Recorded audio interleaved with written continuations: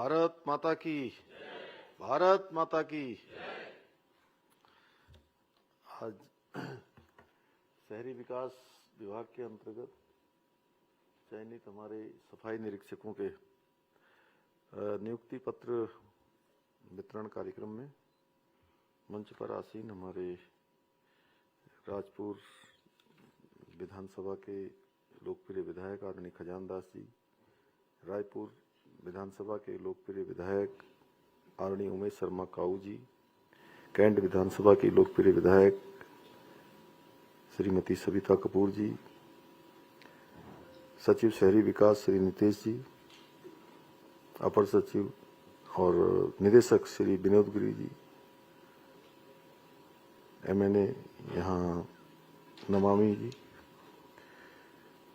प्रताप बिष्ट जी, हमारे दिनेश आर्या जी, उत्तम दत्ता जी, श्री कैलाश पंत जी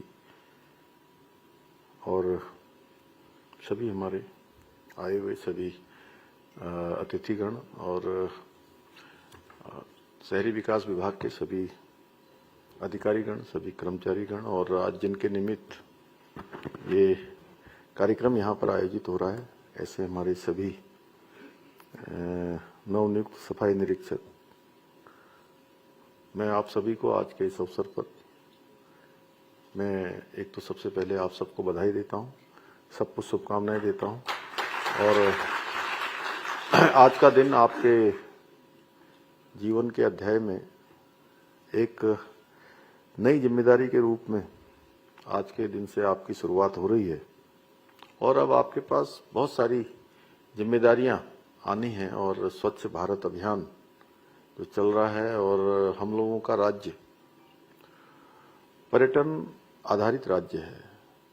आध्यात्मिक हो, पर्यटन की दृष्टि से हो, धार्मिक दृष्टि से हो, बड़ी संख्या में लोग यहाँ आते हैं और पूरे राज्य को स्वच्छ करना, विशेषकर हमारे निकायों को स्वच्छ बनाना, ये हमारा आज के दिन से ही संकल्प होना चाहिए और ऐसा नवाचार आप सबके माध्यम से होना चाहिए कि इससे निश्चित रूप से एक निकाय को देखने के बाद जहां आपकी जिम्मेदारी है, दूसरे निकाय के लोग कहें कि वहां कितना अच्छा काम हुआ है, वहां कितनी अच्छी सफाई व्यवस्था हुई है। साधन कम हो सकते हैं, चुनौतियां बड़ी हो सकती हैं, लेकिन हिम्मत और हौसले अगर हमारे बड़े हैं तो हर रास्ता आसान हो जाता है, मंजिल हम सबको मिल जाती है। तो इस भाव से हमको काम करना है। मैं आज चूंकि बड़ा शुभ दिन है और आप लोगों ने इसके लिए लंबा परिश्रम भी किया है, प्रशिक्षण भी लिया है और शिक्षा संस्कार सभी आपको अपने परिवार से मिले हैं, माता पिता से मिले हैं, गुरुजनों से मिले हैं।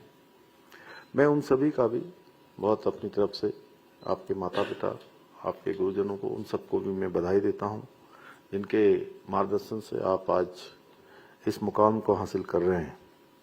साथ ही आज शहरी विकास विभाग के निदेशालय का भी आज यहाँ पर शिलान्यास किया गया है और सुंदर भवन बनने वाला है। लंबे समय से इसकी मांग थी।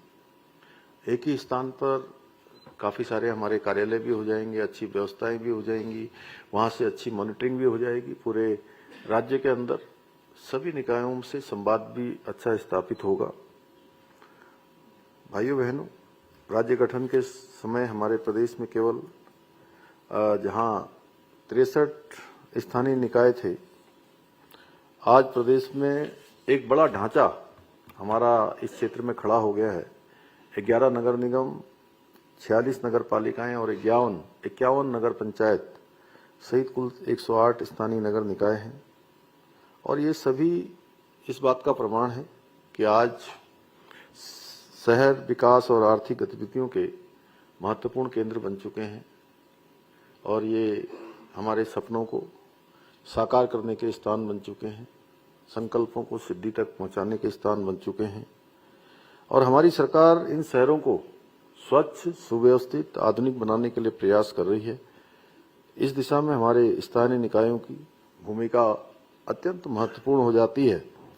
आज कूड़ा प्रबंधन से लेकर नागरिकों को मिलने वाली मूलभूत सुविधाओं के सुचारू संचालन तक में इन सब की बड़ी जिम्मेदारी हमारे निकाय के कंधों पर होती है इसलिए स्थानीय निकाय हमारे शहरों के समस्त और समग्र विकास के सबसे मजबूत स्तंभ है।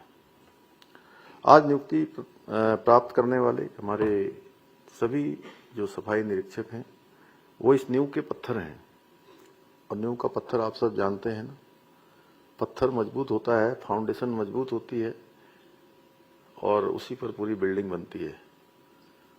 उसी पर अच्छा बहुमंजिला भवन भी जो जिसका आज यहाँ पर शिलान्यास किया है, अगर उसकी नींव अच्छी होगी, फाउंडेशन अच्छी होगी और कहते हैं बुनियाद अच्छी होगी, तो वो बिल्डिंग भी अच्छी होगी, वो भवन भी अच्छा होगा। इसी प्रकार से अगर सफाई व्यवस्था अच्छी होगी, जिसका भार आप सबके कंधों पर है, तो निश्चित रूप से सारी चीजें अच्छी होंगी।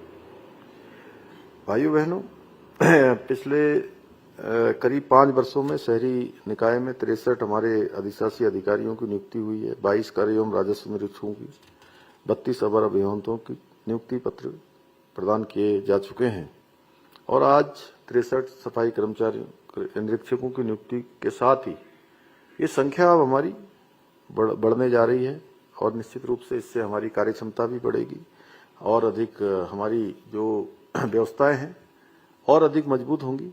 मुझे विश्वास है आप सभी अपने अच्छे कामों से, निष्ठा से, ईमानदारी से के साथ अपने दायित्वों को आगे बढ़ाएंगे और हमारी जो निकाय हैं, जहां भी आपको जिम्मेदारी मिलेगी, उनको स्वच्छ बनाने में और व्यवस्थित बनाने में आप सब बहुत महत्वपूर्ण भूमिका निभाएंगे, क्योंकि पूरे वर्ष यहाँ पर लोग आस्था श्रद्धा के लिए भी आते हैं, पर्यटन के लिए भी आते हैं, अध्यात्म की प्राप्ति के लिए भी आते हैं।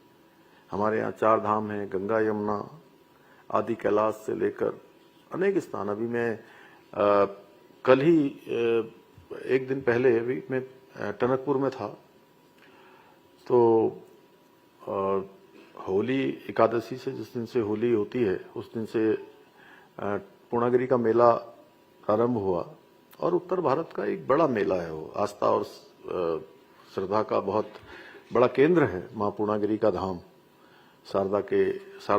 माँ शारदा का स्थान भी है वो। तो मैंने वैसे ही जानकारी ली, नगर पालिका के चेयरमैन है टनकपुर के। मैंने कहा कि पिछले दिनों में कितने लोगों का आवागमन यहाँ पर हो गया है, तो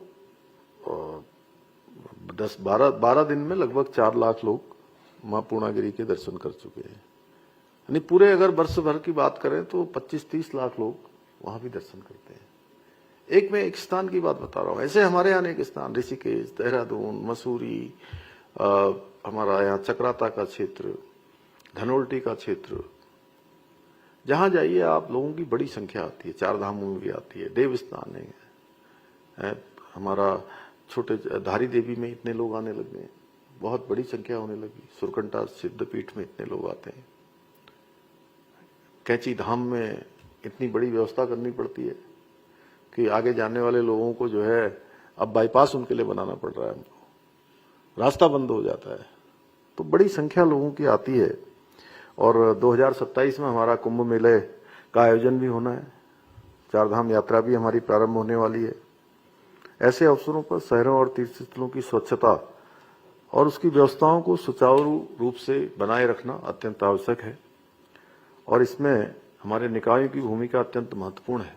मुझे पूरा विश्वास है कि आप अपने कर्तव्यों का पूरे तरीके से निर्वहन करेंगे। हमारी सरकार शहरों को आधुनिक और सुरक्षित बनाने के लिए कई महत्वपूर्ण कदम भी उठा रही है। स्वच्छ भारत मिशन के अंतर्गत ठोस कचरा प्रबंधन, सफाई व्यवस्था को सुदृढ़ किया जा रहा है। वहीं स्मार्ट सिटी मिशन, प्रधानमंत्री स्वनिधि योजना, प्रधानमंत्री आवास योजना, अमृत मिशन, खुले में शौच मुक्त अभियान, लेगेसी वेस्ट प्रबंधन जैसी विभिन्न योजनाओं के माध्यम से नागरिकों को बेहतर सुविधाएं उपलब्ध कराने का प्रयास किया जा रहा है। इसके अलावा शहरी क्षेत्रों में सुलभ स्वास्थ्य सेवाएं उपलब्ध कराने के लिए भी अर्बन हेल्थ एवं वेलनेस सेंटर भी स्थापित किए गए हैं। इतना ही नहीं, जो निराश्रित गौवंश है उनके संरक्षण के लिए आशय योजना तथा शहरों में श्वानों की बढ़ती संख्या को नियंत्रित करने के लिए एनिमल बर्थ कंट्रोल योजना भी संचालित की जा रही है। कचरा प्रबंधन के लिए आधुनिक मैकेनाइज्ड ट्रांसफर स्टेशन का निर्माण किया गया है और कूड़ा वाहनों की निगरानी के लिए integrated command and control centre स्थापित किया गया है। साथ ही जल संरक्षण के लिए शहरों में रिचार्ज फिट स्थापित किए गए हैं तथा नदियों के पुनर्जीवन के लिए रिन्यू रिस्पना अभियान भी संचालित किया जा रहा है। इसके अलावा पर्यावरण संरक्षण को बढ़ावा देने के लिए शहरों में 30 इलेक्ट्रिक बसों का संचालन किया जा रहा है। 11 स्थानों पर ईवी चार्जिंग स्टेशन भी स्थापित किए गए हैं। स्वच्छता और पर्यावरण के क्षेत्र में उत्कृष्ट काम करने वाले पर्यावरण मित्रों को स्वच्छता सेनानी सम्मान के रूप में भी प्रोत्साहित किया जा रहा है, जिससे कि वो और अच्छा काम करें, उनसे प्रेरित होकर इस क्षेत्र में और लोग भी योगदान दें। इसके साथ ही शहर में ट्रैफिक पार्किंग की समस्या के स्थायी समाधान के लिए भी भूमिगत पार्किंग निर्माण कार्य भी कराए जा रहे हैं। नगर निकायों में स्मार्ट स्ट्रीट लाइट प्रणाली भी लागू की जा रही है। यह हमारे लिए बहुत प्रसन्नता का विषय है कि नेशनल क्लीन एयर प्रोग्राम के अंतर्गत स्वच्छ वायु सर्वेक्षण में देहरादून ने 19वां स्थान प्राप्त किया है। वहीं राष्ट्रीय स्वच्छता रैंकिंग में भी इस वर्ष हमको 62वां स्थान हासिल हुआ है। पर ये बहुत सेटिस्फैक्ट्री नहीं है, मैं ऐसा मानता हूं। अभी हमको और प्रयास करना है और हमको 5 जो टॉप लोग हैं उसमें हमको अपना स्थान लाना है। और जब तक मैं ना आपको सफल मानूंगा, ना ही अपने आप को भी मैं नहीं कहूंगा कि बहुत अच्छा काम किया है, क्योंकि मेरी बचपन से एक आदत रही है कि जो भी काम करो वो बहुत अच्छा करो, उसमें कहीं इफ एंड बट की कोई गुंजाइश न रहे। जितना हो सकता है उसको अच्छे से अच्छा करना है। तो इस क्षेत्र में भी हमको और अच्छा करके दिखाना है। भाइयों बहनों, आज नियुक्ति प्राप्त करने वाले जिनको नियुक्ति पत्र मिल रहा है, मैं आप सभी से विशेष रूप से कहना चाहूंगा कि आपको ये केवल एक नौकरी नहीं मिली है, बल्कि जनसेवा का एक महत्वपूर्ण अवसर मिला है। अपने इस जीवन को भी सफल और सार्थक करने का एक बहुत बड़ा अवसर मिला है। और सफलता मिलना एक अलग विषय है, और अपने को ये मानना कि मैंने जो काम मुझे मिला था वो काम मैंने पूरे मनोयोग से किया है।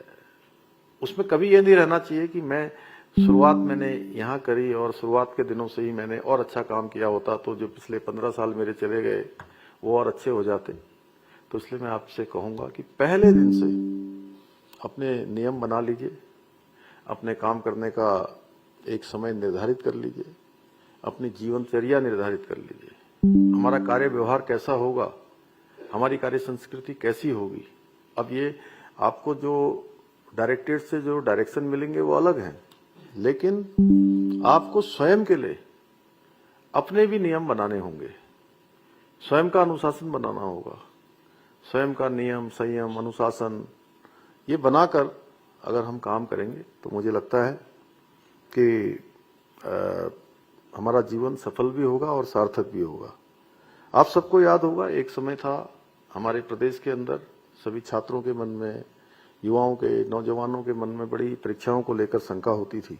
लेकिन हमने एक संकल्प लेकर इस व्यवस्था को सुधारने का संकल्प लिया, और आज मैं आप सबसे कह सकता हूं कि सख्त नकल विरोधी कानून लागू किया और लगभग 30,000 नियुक्तियां बिना नकल के आज तक संपन्न हो चुकी हैं।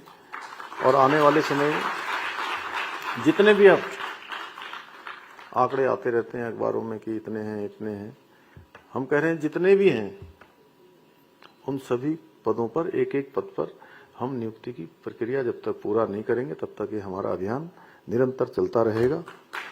मेरे युवा साथियों, मुझे पूरा विश्वास है कि आप सभी अपने कार्यों के माध्यम से उत्तराखंड को स्वच्छ, सुंदर और श्रेष्ठ बनाने में अपना महत्वपूर्ण योगदान निभाते हुए उत्तराखंड को देश का श्रेष्ठ राज्य बनाने का जो हमारा विकल्प रहित संकल्प है उसको सिद्धि तक पहुंचाने में हमारे साथ कंधे से कंधा मिलाकर अपना योगदान देंगे। इसी विश्वास के साथ मैं आप सभी को नियुक्ति पत्र प्राप्त होने पर अपनी ओर से हार्दिक बधाई देता हूं और आपके उज्जवल भविष्य की कामना करता हूं। अपनी बात समाप्त करता हूं। धन्यवाद।